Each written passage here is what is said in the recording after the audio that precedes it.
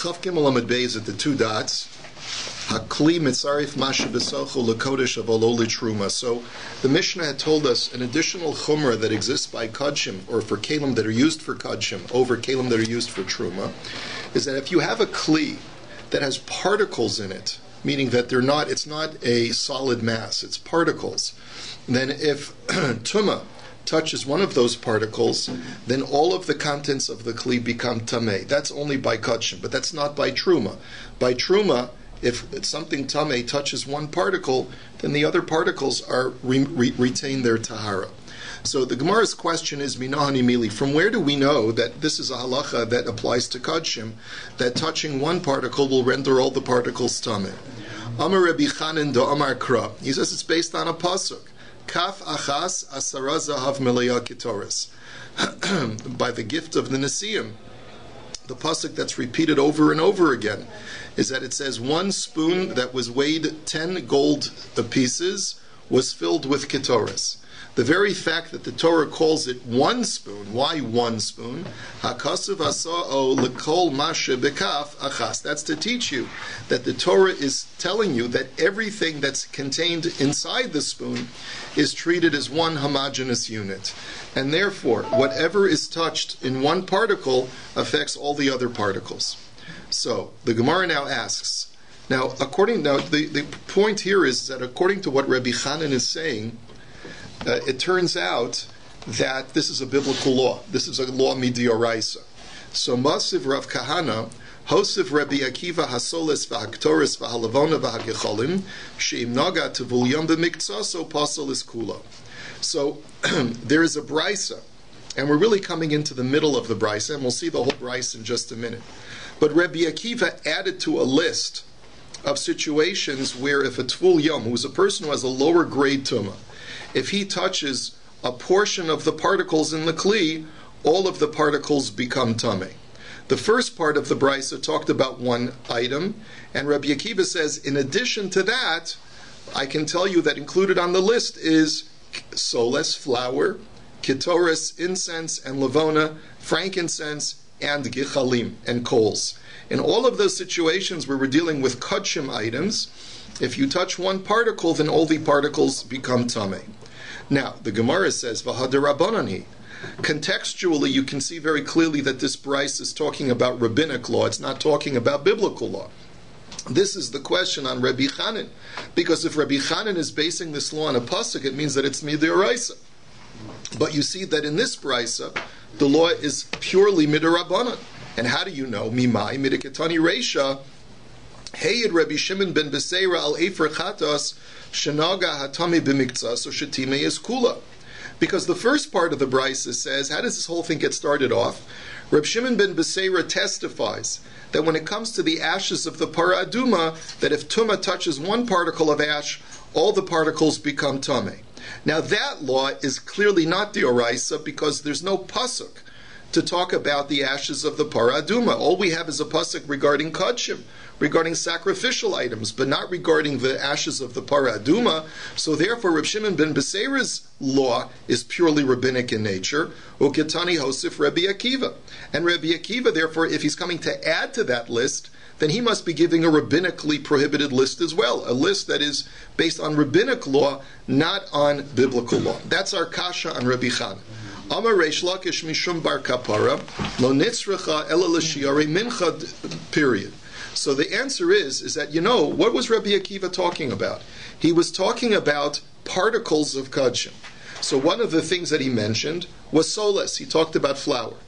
Now, in what situations do flour particles not require a kli when they are kodshim? The only case is, now normally when you bring a mincha, you need to put the flour or the meal, you need to put it in a kli. But that's not what Rabbi Akiva was talking about. He was talking about a certain kind of flour that does not need to be deposited in a kli. What's that case? That's called shiarei mincha. After the kohen bringing the carbon mincha does his kemitza, he takes his fistful of flour, he is entitled to consume for personal use the remainder of the flour that was brought as a gift. That's called shiarei mincha. Now that flour does not require a receptacle anymore.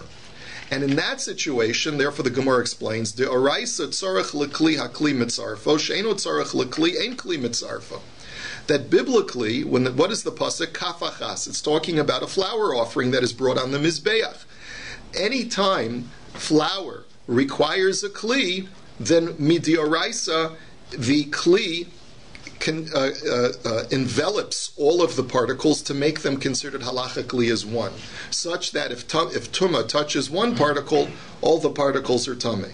Midioraisa, if the flour is not required to be in a receptacle, then that receptacle does not unify the particles. So therefore, in the case of shiorei mincha, in the case of the leftovers that are going to the Kohen, since it doesn't require a receptacle, then biblically, the pasuk is not applying to that case, and biblically, if tumah would touch one particle of the shiorei mincha, the other particles would not be tamei. However, va'asu rabbanan v'gazru da'afal gav de'eno tzarech lekli kli mitzarfo. That's what Rabbi Akiva is coming to point out. That rabbinically, even in a case where the meal offering no longer needs a receptacle, but the rabbis decree that nonetheless the kli, whatever it's resting in, does unify the particles, such that if tumah touches one particle, then all the particles will be tamei. That's the rabbinic law. So we have a bifurcation here. Really, there is a biblical law that when particles of kachim are in a kli, the kli unifies them. But that biblical law only applies to a situation where the particles require a receptacle. But when the particles do not require a receptacle, then only rabbinic law unifies all of the particles together in that kli. So that's an answer to our question. Rabbi Chanan's talking about the biblical, the midioraisa din, and Rabbi Akiva is talking about the derabanan din. The Gemara says, I'm not happy with that answer. Teinach soles, kitoras ulavona ma'ikala meimar. You've only explained, Rabbi Akiva had 4 items he had on his list. He had soles, kitoras, lavona, and gechalim. But you've only explained soles, the flour, which is left over from the mincha. What about all the other items on the list? There is a requirement for those items to always be in a kli. Ketoris always has to be in a kli. Livona always has to be in a kli. Gecholim always have to be in a kli. So how is your answer sufficient for the other items on Rabbi Akiva's list? According to Rabbi Chanan, those are biblical laws that they are unified in a kli, not like what the Brisa is suggesting. Amar Rav Nachman, Amar Rabba bar Avuha, Kikon Shetzavran al Gabi Kartabla. So he says a further bifurcation, a further distinction. There are 2 types of kalim. There are kalim that have a receptacle, they're concave, and there are kalim that are flat like a tray. So if you have a kli, now granted, incense, coals, they do require a kli in order to do the service in the temple. But you don't necessarily need a kli that is concave. You could use a tray. A kartabla is like a boiled leather tray. It's hard leather, but it's flat. You could put the incense in that. You could put the coals on that. So therefore, deoraisa yesh lo toch mitzarif ein lo toch eina mitzarif. But what did Rabbi Chanan cite from the pasuk in the Chumash? A kaf. A kaf is a receptacle. A kaf is concave. Only when a kli is concave, midioraisa, does it unify the particles.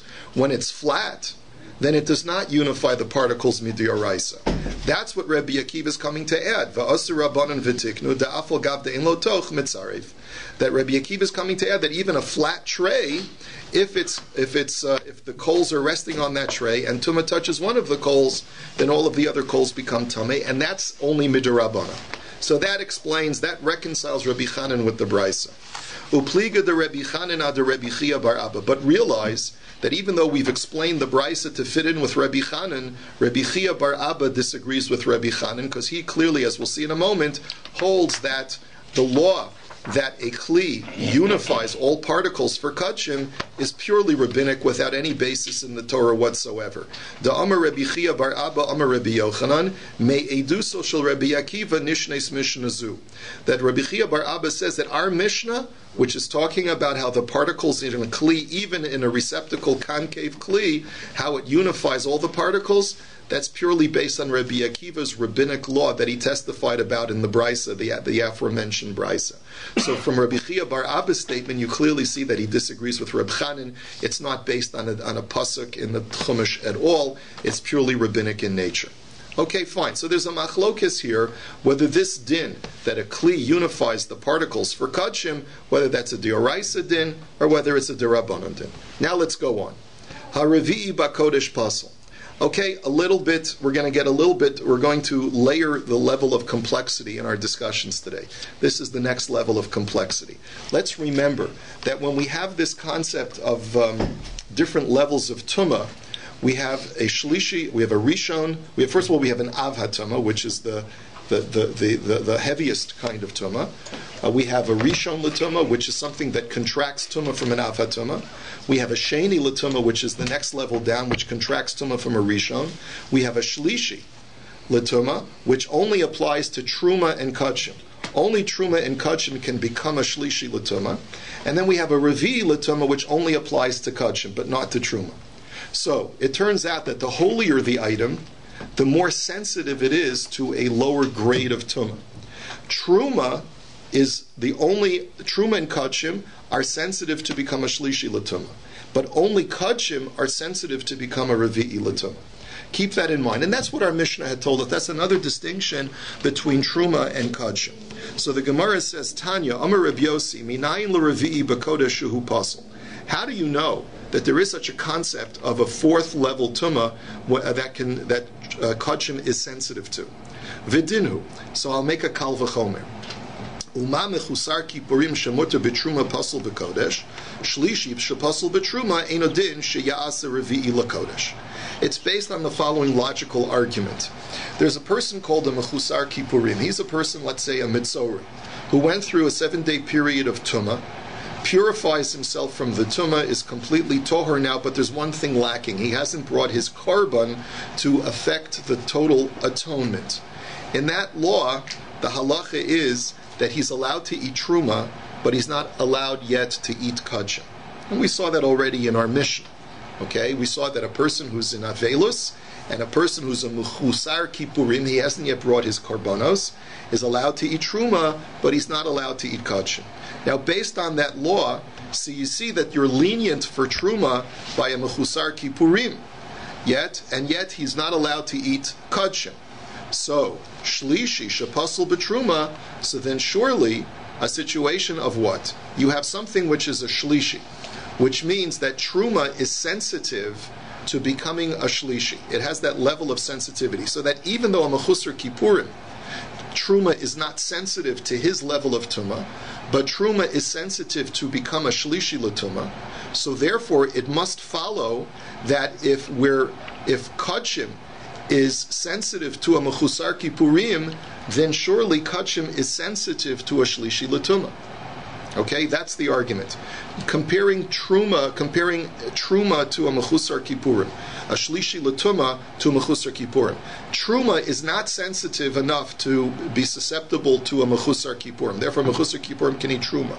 But truma is susceptible to become a shlishi l'tumah. It therefore follows that kachim, which is sensitive and susceptible to a mechusar kippurim, should surely be susceptible and sensitive to a shlishi l'tumah. That's the logical argument. There's more complexity to it, but we don't have time for it right now. So now the Gemara just speaks out some other background information to help us understand what we've just said. V'lomadnu shlishi lakodesh min haTorah u'revi'i b'kal v'chomer. And you should know that. How do we know that there's such a concept called a shlishi regarding kachim? That's based on a pasuk explicit in the Torah, but the fact that we know that there's a revi to kachim, that kachim is susceptible to become a revi, that's based on the aforementioned kal v'chomer. Shlishi lakodesh min haTorah minayin. Where's the explicit pasuk in the Torah that tells me that kachim is susceptible to becoming a shlishi? Dichsiv. It's based on the following pasuk. It says, "V'habasar asher yiga b'chol tamei lo ye'achel." That any sacrificial meat that touches any source of tumah shall itself become tamei, and it cannot be eaten. Now, milo askinan denoga b'sheni yikom rachmana lo ye'achel. Now, the Torah tells us that any source of tumah that touches sacrificial meat renders the sacrificial meat tamei. since the Torah does not distinguish what level of tumah that source of tumah is, it could be theoretically talking about some aforementioned level of tumah, and since a sheni l'tumah was already discussed in the Chumash, it therefore stands to reason that the tumah that is coming in contact with kachim is a sheni, and you see therefore that a sheni can make kachim meet tameh. It renders it tameh. So revi'i mikal v'chomer hada'amra. And how do you know, therefore, that it can go even a further level? That not only can kachim become a shlishi, but also revi'i, based on the kal v'chomer that we just discussed. Okay, let us go weiter. Uvitruma im nitmeis chule. Now, when we're dealing with truma, we talked about another chumrah, and this is our next level of complexity in our discussion. The Mishnah had told us that one of the chumras that kachim has over truma is that with kachim, if, there's this concept that the hands are tameh. Now let me just review this again because it's a complex topic and it's very foreign to us. Midioraisa, you can't be partially tameh. Your whole body is tameh or none of your body is tameh. The rabbis innovated something new as a safeguard to holy things. And they said, Hayodayim shenios hein l'tumah. That hands that have not been protected and guarded constantly have a status of being a sheni l'tumah. So now keep that in mind. They basically said, we know you're Torah. You don't have to go to mikvah. Only your hands are tameh. And why are your hands tameh? Because you were watching the news for 5 minutes. That makes your hands tameh because you weren't thinking about your hands for 5 minutes. It's on this basis that we require netilas yadayim before we eat bread. That's the basis, to remind us of this halacha, that yadayim shenios hein l'tumah. Even though we don't eat truma and we don't eat kachim with our hands, but the rabbi said we want people to get into the mode of learning how to eat truma and how to eat kachim, so every time you want to eat a meal, you have to wash your hands. That's the reason why we wash our hands. To sensitize us, or to sensitize us? To sensitize us to what's going to happen in the future when we do eat truma and we do eat kachim. But we won't be eating that. Except you will. Well, Kohanim will, and you'll be eating kachim too. You'll eat kachim. You'll eat sacrificial meat, God willing. You'll bring a korban shlamim. Thanksgiving. Just imagine Dr. Bob Libman in the Beis HaMikdash bringing his sheep and his. I can imagine it. So anyway, so the way it's going to work Humbug. is the way it works is like this. Here's another bizarre aspect to this halacha, and I acknowledge that it's bizarre because it's difficult to get your head around it.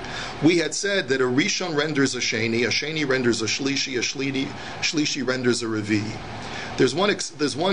There's one counter to this whole rule. Sometimes a sheni can turn liquid into a rishon, and this is purely rabbinic as well. This doesn't work midioraisa, and that is the rabbi said that we declare your hands because you've stopped thinking about them for a second. Your hands are a sheni l'tumah, and furthermore, if your hands are wet, there's any liquid on your hands, the liquid becomes a rishon l'tumah. Now that's totally counterintuitive. It's based on a gezerah. We won't discuss the basis for it right now because it's not germane to our discussion. But your hands, which are a sheni, render liquid that comes in contact with the hand into a rishon, and therefore it is conceivable that liquid could turn something else into a sheni. That's the rule. Okay, don't question it. Just accept it for now. Okay? Even the water from Netilas Yadayim? No, water from Netilas Yadayim purifies your hands because there's a requisite amount. We're talking about where you don't have the requisite amount of water. Okay. So now, or you have a different kind of liquid. We have a situation in the Gemara which we said that if you're carrying something tummy in the left hand. Okay, so don't ask me the what ifs. Just please just listen to what I'm saying because it's complex enough. Okay, now if you didn't write the hand properly. That's right. Then the hands will transmit tummy. Now, we said in our Mishnah that if one of your hands is a sheni l'tumah and your other hand is tahor, that's the topic of our Mishnah. Now, how does that happen? Because when I was watching the news with one eye, I was looking at my right hand and making sure that it was tahor, but I wasn't thinking about my left hand. So the halacha is that my left hand is tameh, and my right hand is tahor. I've been watching my right hand, not watching my left hand. My left hand is a sheni l'tuma now. My right hand is tahor. So the chumrah that exists by kodshim over truma is as follows. By truma, we say, fine, all you need to do is wash or toivel the left hand, because your right hand is already tahor. With kodshim, we don't say that. With kodshim, we say that as soon as one of your hands is tameh, both hands are tameh, and you've got to toivel them both or wash them both. That's the rule of our Mishnah. Comes along the Gemara and says, Amar Rav Shizvi, b'chiburin shanu, avalo b'chiburin lo. He tells us the following halacha. He says that this is only true that one hand, if my left hand is tameh, my right hand is tameh, such that it transmits tumah. That's only true, like Rashi says, kegon sheba'od she'ayara tameh nogas l'tahora, ha'isa tahora nogas b'kodesh, which means that as my left hand was clasping my right hand was touching something that's kodshim. In that situation, we say that even though the right hand is tahor, but since it's in contact with my left hand, which is tameh, then the right hand also transmits tumah and makes the kodshim tameh.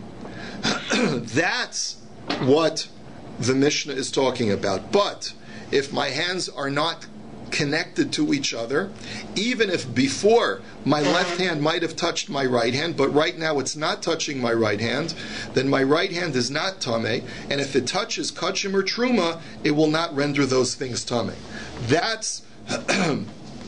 That's what Rav Shizvi, the way he interprets our Mishnah. Now, Esvei Abaya. Abaya is going to challenge this, and Abaya says, look, we have the following brisa.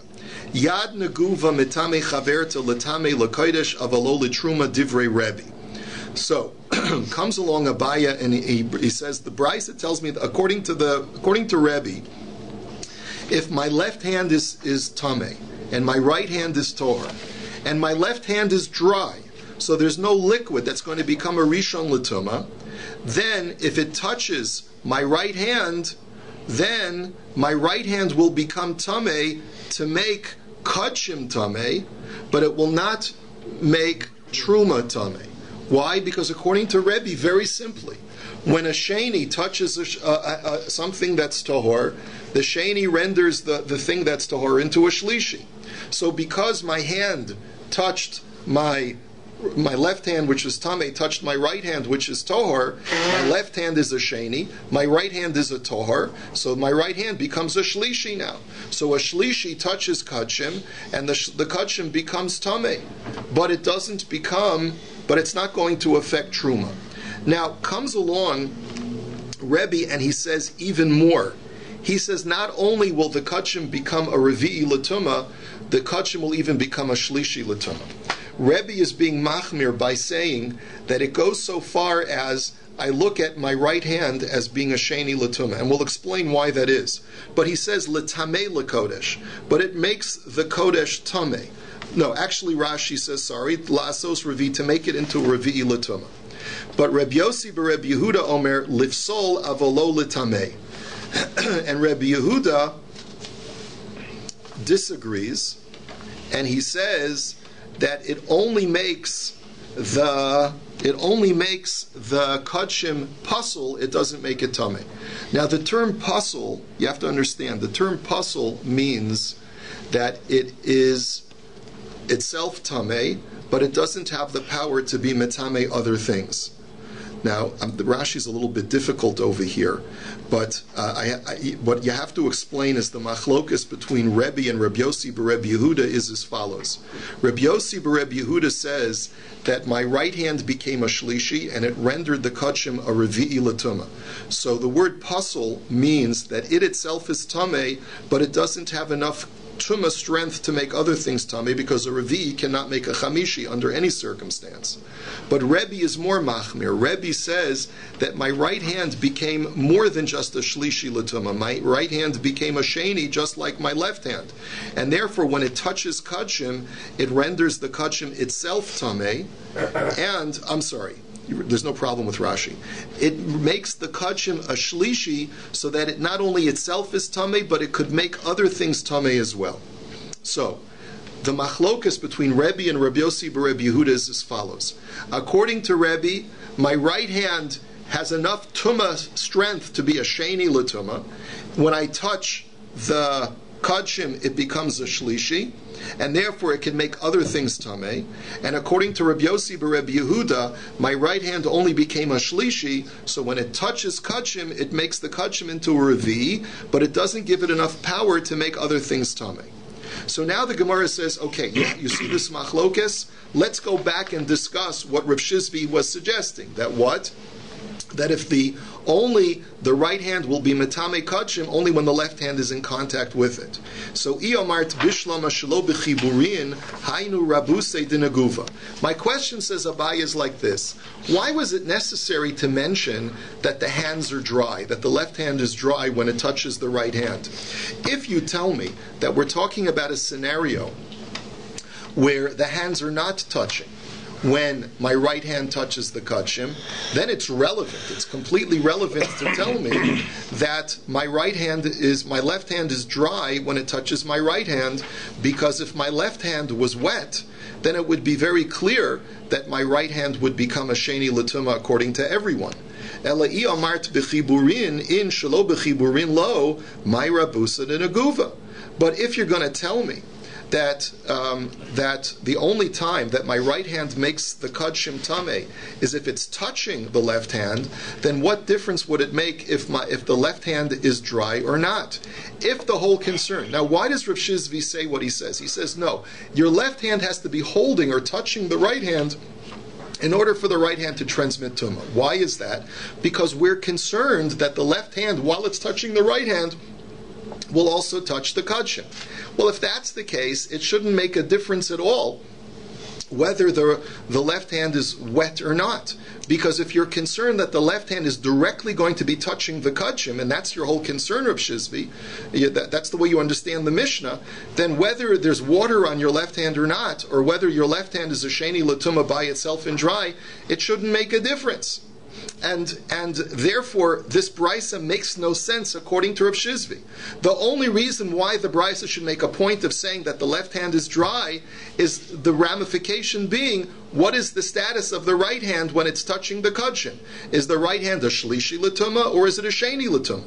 But if the concern is that maybe the left hand, while I'm touching with my right hand, and my left hand is holding my right hand, maybe the left hand will also touch the kachim, then the fact that the left hand is dry is completely a non sequitur. And that's the question that is left on Rav Shizvi.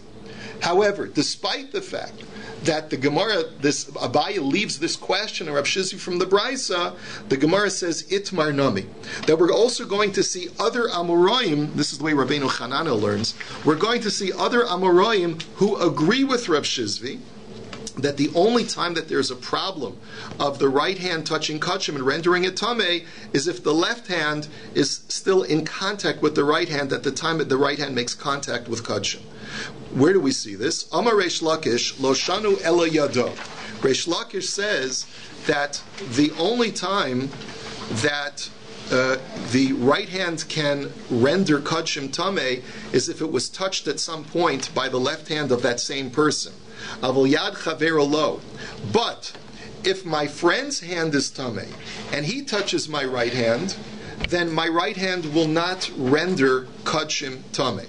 My right hand retains its status of being tahor. In other words, the only time that one hand can be metame another hand is only if it's my own hand. It's my left hand touching my right hand. But if it's my friend's hand that touches my hand, a foreign hand, as it were, then as long as my hand, I've been watching it from Tumah, just because he touches my hand, he's not going to render it Tumah.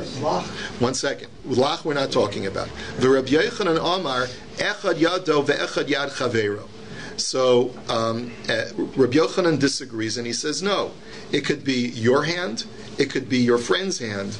If on one hand if a tameh hand touches a toher hand, it renders that hand tameh. Now, he further says, Ba'osa hayad livsol avolo litameh.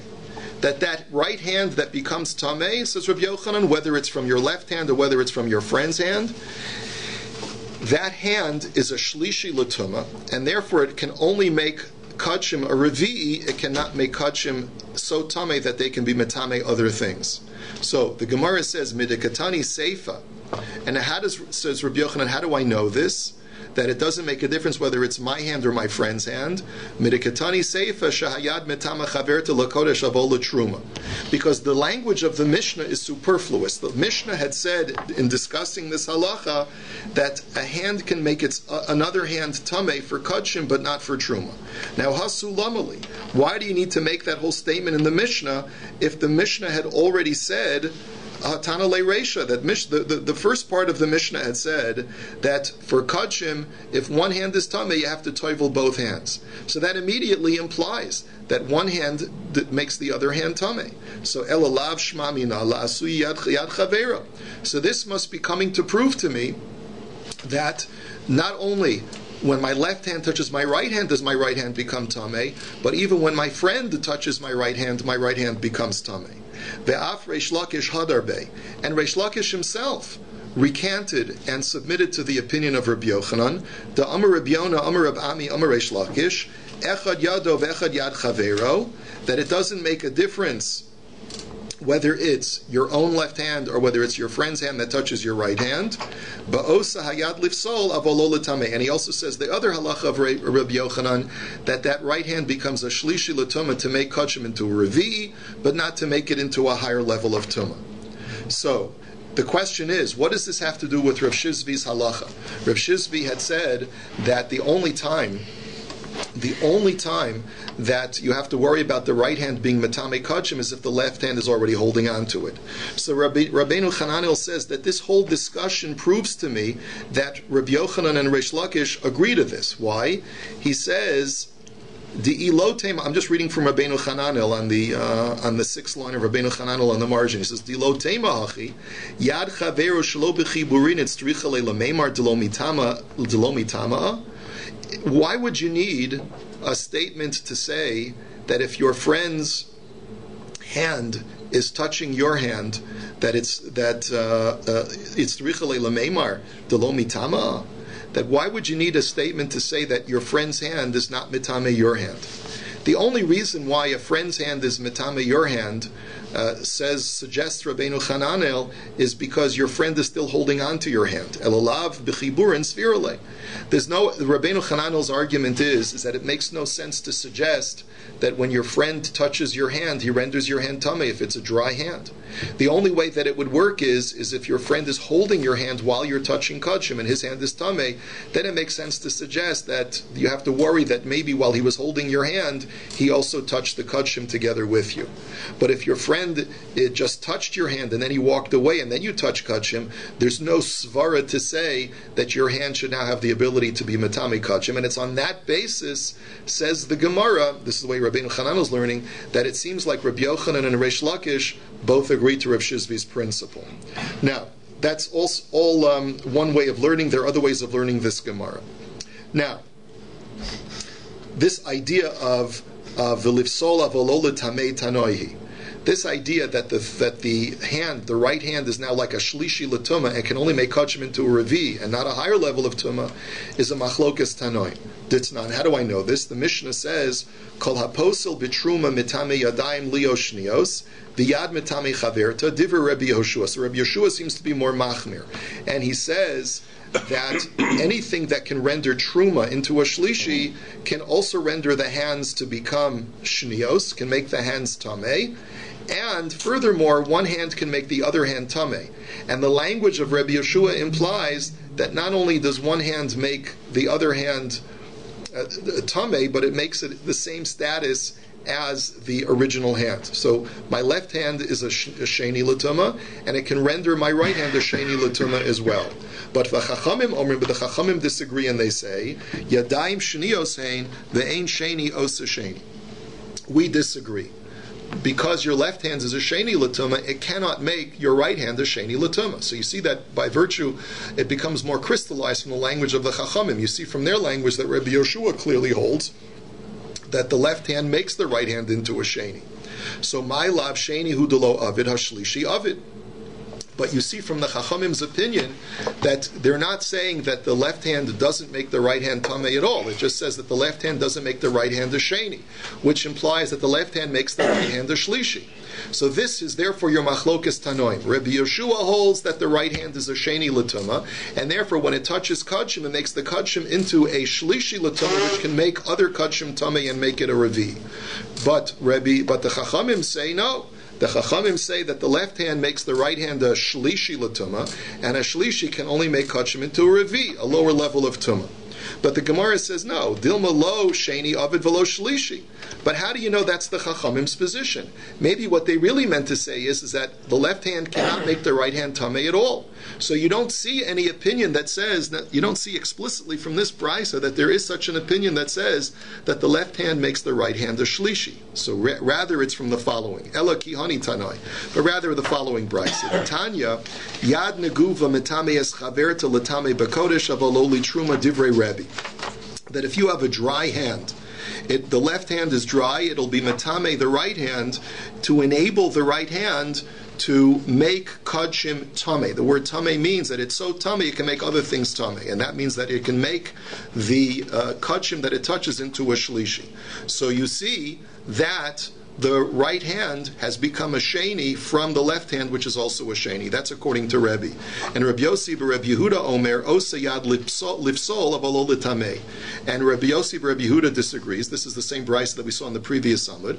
And he says no, it only can make, the right hand can only make kachim puzzle, which means a revi l'tuma, but it cannot make it into a shlishi l'tuma. So therefore you see that according to Rabbi Yossi Rabbi Yehuda, the right hand is the din of a shlishi, not the din of a sheni. So in conclusion, the Gemara says this is a machlokas tanoim, whether or not the right hand becomes a sheni l'tuma or a shlishi l'tuma when it touches the left hand. Let us go on. Ochlim neguvim bi'adayim misuavos v'chulei. The next thing that the Mishnah had told us is that as long as the produce is dry, the food item is dry, when you're eating it, then if it's truma, you don't have to wash your hands before you eat it, even if your hands are shenios, even if your hands are tamei, right? But if it's kachim, you do have to wash your hands, even if the produce is dry. Now, what's the idea of the produce being dry? The only way that something can become primed to receive tumah is if it's become wet at some point. So therefore, what we're talking about is food that never became wet, and therefore it's not susceptible to tumah. So therefore, for truma, no problem. Go ahead and eat it without washed hands because it's not susceptible to tumah. But for kachim, no. Even though it hasn't been primed for tumah yet, you have to wash your hands before you eat kachim. So Tanya, Amar Rabbi Chanina ben Antignos, v'chiyesh neguva lakodesh, v'alo chibas hakodesh machshirasan. So Rabbi Chanina ben Antignos is quoted in the brisa as challenging this statement. He says, I don't understand. You're working under the premise that the only way that food can be primed to be makabel tumah is if it becomes exposed to liquid. That's normally true, except we have another principle that there's another way for food to become primed to be makabel tumah. How's that? By being declared kachim. The very fact that a food item is kachim, it becomes so elevated in importance that even when it was never exposed to liquid, it becomes primed to be makabel tumah. That's a halacha that's well known, well documented, and therefore I don't understand even the premise of the Mishnah. The Mishnah says whenever you eat kachim, even if it was not primed to be makabel tumah, you have to wash your hands. But there's no such thing. By definition, any kachim food item is automatically primed to be makabel tumah, even if it never came in contact with liquid. So what is the Mishnah talking about? Lo tzricha kigon shetachav lo chaver l'soch piv, o shetachav hu la'atzmo b'kushav ha'karkar uvikash lechol tznon uvatzel shel chulini mohim. So therefore the answer is, says the Gemara, you're right. Really, kachim food automatically is primed to be makabel tumah. But here's what we're talking about. We're talking about a person who's not going to be touching the food item at all. His hands are tamei, and he has not washed them. And here's what he would like to do. He wants his friend who's washed his hands, to take a piece of kachim meat or produce, stick it in his mouth without him touching it at all. And then he wants to take a cocktail onion and stick it in his mouth at the same time when he's got that piece of kachim meat in his mouth.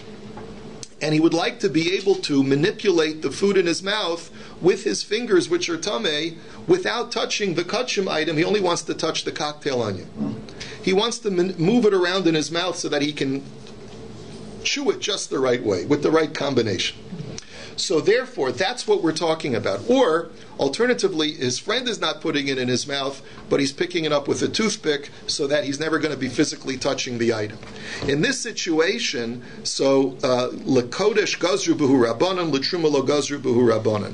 For Kachim, the rabbi said, listen, buddy, forget it. This is too dangerous. You want to be able to stick your finger in your mouth while the kachim is in your mouth, but you'll say, no, don't worry, I won't touch the kachim. No, sorry, you can't no can do. You got to wash your hands, toivel your hands before you get your fingers anywhere close to your mouth if you've got kachim in your mouth. But for truma, the rabbi said, okay, as long as the food never was primed to be makabel tuma, then we have no problem if you want to be able to put your hand to your mouth. Just be careful, try not to get in touch with the food at all. Now, ha'onein v'umachusar kippurim v'chulei. Last case, we said in the Mishnah that there are two kinds of people that are allowed to eat truma right away without going to mikvah, but for to eating kachim, they have to go to mikvah before they can eat kachim. And this is true even though they've already purified themselves. What are the two cases? A person who's just got up from Shiva, and a person who was a mechusar kippurim, didn't yet bring his karbanos, and once he brings his karban, he has to go to mikvah once again in order to be able to eat kachim. Now, the question is, what's the reason for that? My time. It's very, very simple savara. Since I was temporarily precluded from eating kachim, either as an avel or as a person who was a mechusar kippurim, I'm not allowed to eat kachim. Therefore, since I was temporarily precluded, the rabbi said, before we allow you to resume your eating of kachim, you got to go to mikvah. With truma, however, it's a different ballgame, because when I'm an avel or when I'm a mechusar kippurim, I'm allowed to eat truma. Therefore, since I was never precluded from eating truma, the rabbis don't require me to go to mikvah if I want to resume my eating of truma. Have a wonderful day.